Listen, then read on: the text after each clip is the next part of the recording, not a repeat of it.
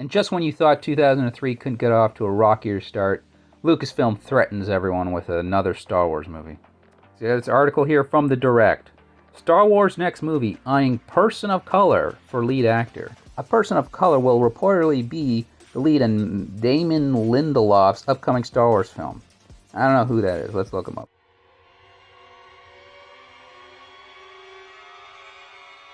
Oh no! So according to some reports, the film is set after the events of The Rise of Skywalker, and could even include some characters that appeared in the sequel trilogy.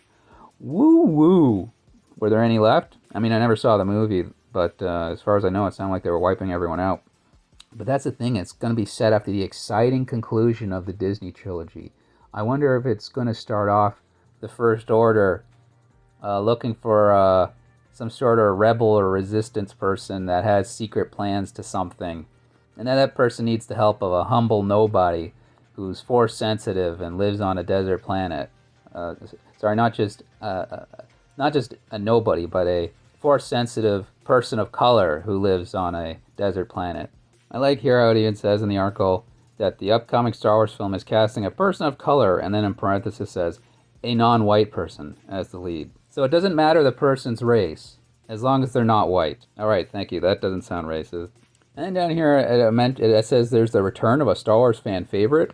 Well, I'm pretty sure they killed all the fan favorites from what I've heard. Oh, they're talking about sequel trilogy characters? I didn't know anyone liked them. So they're talking about John Boyega returning as Finn here, and it says, while many have voiced opinion that the character should be further explored, the actor has publicly stated that he is not that interested in returning to Star Wars.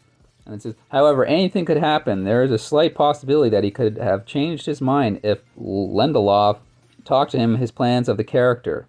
Or, how about paid him enough money? Yes, I'm sure that would also bring him back. Down here in the comment section, we got Mike saying, thank goodness they have their priorities right. The lead skin color really is the most important thing. And then you have Chet Manley responding down here saying, I think it will end up being a Chinese guy for what it's worth. They got to try and get some of that Chinese box office. That wouldn't surprise me. Just as long as he's not white. But how likely is this project to actually see theaters? It says, I guess the Star Wars has a theatrical slate for December 19th, 2025. And it's just when you look at how many Star Wars movies have already been canceled. The Rian Johnson trilogy, the Benioff and Weiss trilogy, the Patty Jenkins movie, the Taika Waititi movie. Like, I don't think any of those are still happening. Definitely not the Benioff and Weiss ones or the Rian Johnson ones. I can't say for certain that all of them have been canceled, but from what I've heard, it sounds like all of them are in hot water and likely not happening, which is good. Look at The Last Jedi. So yeah, we don't need more Rian Johnson Star Wars movies. Look at Game of Thrones Season 8. We don't need Benioff and Weiss Star Wars movies. Look at Wonder Woman 1984. We don't need a Patty Jenkins Star Wars movie. And look at the two Thor movies that Taika Waititi made. Yeah, we definitely don't need a slapstick comedy-based Star Wars movies. I'm not going to go see any Star Wars movie anyway, but they definitely don't need those types of movies. I mean, not that it really matters. The damage is already done, so I mean, they can just keep damaging it for all I care. Let Rian Johnson have 2 trilogies.